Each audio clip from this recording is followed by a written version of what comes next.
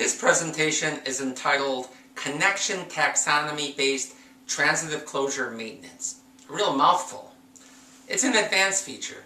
First of all, transitive closure is a clever way of doing graph navigation in a relational database. And typically when you write a query with transitive closure, you're specifying a connection type. So for example, let's say we have a connection type called causes and another one called treats.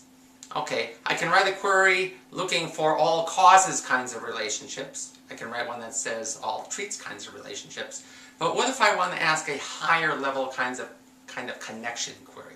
So you can imagine for a minute that causes and treats are specializations of a more general kind of relationship, let's say associated with. So what this enables you to do, this particular technology, is write what are called polymorphic queries in terms of connection types. So I can write a query that says find all associated with kinds of relationships, which underneath the hood would then look at things like causes and treats. Connection-Taxonomy-Based Transitive Closure Maintenance. Information technology has a number of challenges associated with it. For this presentation, we're going to look at two, something called fragility. It's the case where you have an enterprise system, typically an n-tiered architecture, where one of the layers changes and causes a ripple effect, breaking other layers. The other challenge is one called rigidity. It's the inability to easily modify data schemas on the fly. To address the challenges identified on the previous slide, we're going to use a technology called TCSQL. In particular, we're going to look at its capability of being able to take a taxonomy of different kinds of connections and be able to apply transitive closure to multiple kinds of connections identified in that taxonomy. We're going to start by doing a little graph theory here. In front of us are two graphs, a family tree and a graph of bus routes. Some of the components of a graph consist of the following: the notion of something called nodes. In this family tree graph, the nodes happen to be the names of people here. A second component of graphs are these things called connections here, or edges. And they happen to be the arrows we see between nodes here. Sometimes in graphs, you have a semantic relationship associated with these arrows. In this family tree graph, we have a father of relationship, and we have a mother of relationship. Sometimes with graphs, you have scalar values associated with the connections. In this bus routes example, the scalar value represents a cost of going from one city to another. The notion of transitive closure is a concept that is foreign to most people. So let's look at a definition of transitive closure. Given a graph G, the transitive closure of a graph is the set of all potential paths between all nodes in the graph here.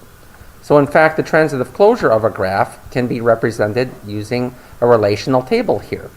So the way to think of the population of this table, you can think of it as follows. Take any two nodes in the graph, let's say starting with N1 and looking at N6. Does there exist a path, directed path from N1 to N6? The answer is yes. Therefore, we see a transitive closure record here.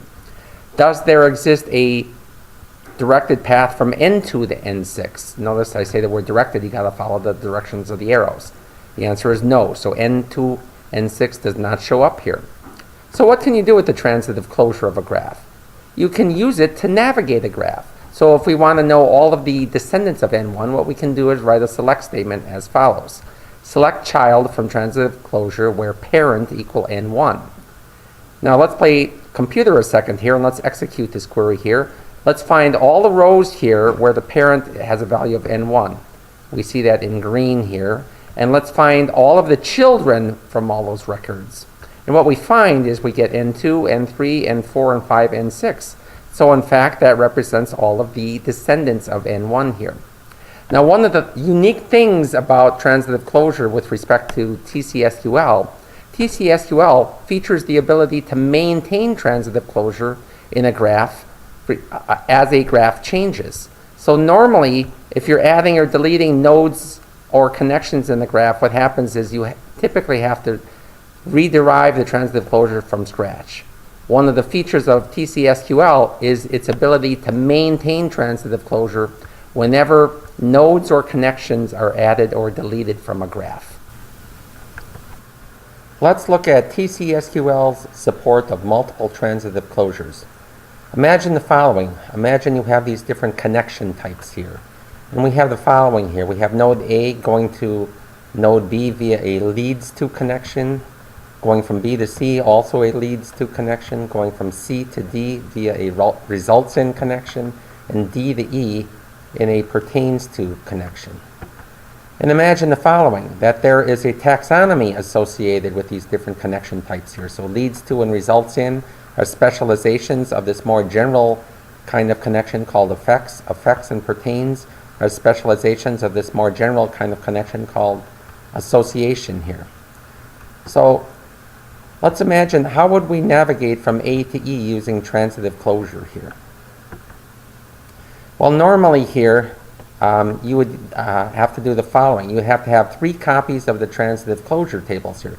You'd have to have one to go from A to C, since both of these are the same connection. You'd have to have another one going from C to D, and one going from D to E, so that shows up here. But what if we do the following here? It turns out leads to and results in are special cases of this effects here. So if we maintain a transitive closure here of effects, that means we only need 2 copies of the transitive closure. So our select statement looks like the following, only 2 copies here. Now if we generalize it even further here, we recognize that all of these are special cases of this most general kind of connection called association. So in this case, we only need 1 copy of the transitive closure table. So what can we learn from this? Well, first of all, solution 1 ends up requiring the least amount of space in terms of maintaining transitive closure.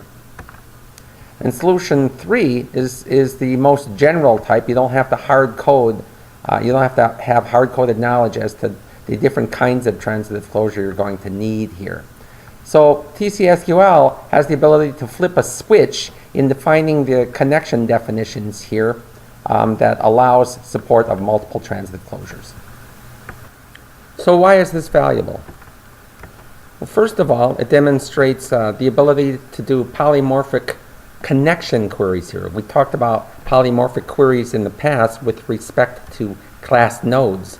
Now we're talking about the ability to provide that polymorphism with respect to class connections here.